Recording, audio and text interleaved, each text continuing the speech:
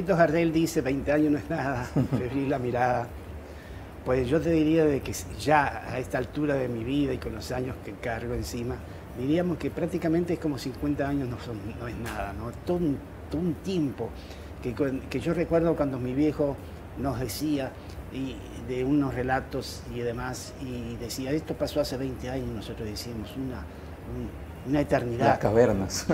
50 años dijiste tú, y efectivamente, ese golpe de Estado se produjo como el resultado de un presidente en ejercicio, Juan María Bordaberry, que realmente venía como resultado también de toda una evolución negativa política que se había producido a nivel institucional en el país, con el gobierno de un señor llamado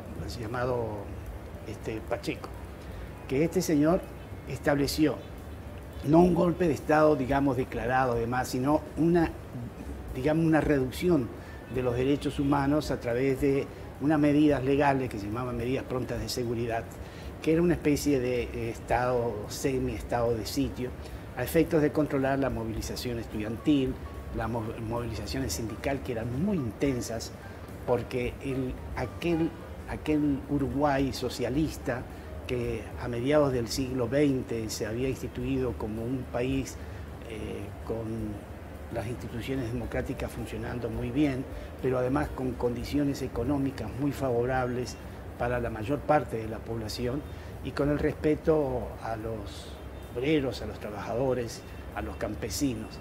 Ese Uruguay que había recibido la emigración también, como lo recibió casi todo nuestro continente, de los europeos fugados de la guerra o de las consecuencias de la guerra en Europa, ese Uruguay se había ido decayendo ya, y en esa decadencia las fuerzas sociales estaban luchando para no perderlas. Ese Uruguay socialista se estaba desmoronando y llega el gobierno de ese señor Pacheco, que es realmente el precedente del golpe de Estado institucional. El golpe de Estado consistió en la disolución de las cámaras de diputados y senadores. Fue como un autogolpe, ¿no? Porque un autogolpe. Sí, permaneció en el poder el presidente que estaba. Exactamente. Un autogolpe que en los primeros meses de esa nueva institucionalidad, para decirlo entre comillas, se fue procesando hacia los militares. Los militares apoyaron el 27 de junio, ese golpe del 27 de junio, pero no se embarcaron en el mismo. Sin embargo, meses después ya habían decidido que ellos iban a ocupar los puestos.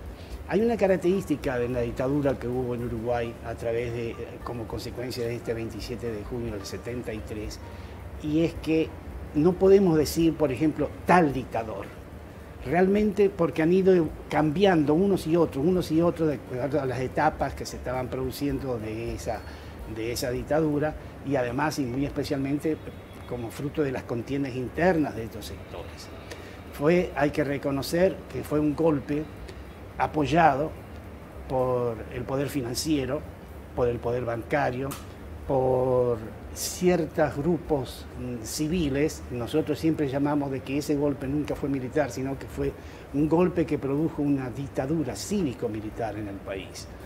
Porque además de los militares, cuando ya empiezan a absorber y a ocupar los cargos que antes estaban ocupando los civiles, se incorporan también una masa enorme de civiles a todas las instituciones, digamos ministros, viceministros, oficinas o departamentos descentralizados y otros. 400 civiles están saliendo en la lista en este momento de uno por uno que ocuparon los cargos durante la dictadura. Ahora, fue una dictadura al estilo de lo que podríamos decir, por ejemplo, de Pérez Jiménez, que aquí los veteranos que nos comentan del tema nos dicen que la dictadura de Pérez Jiménez fue muy dura contra los que manifestaban políticamente.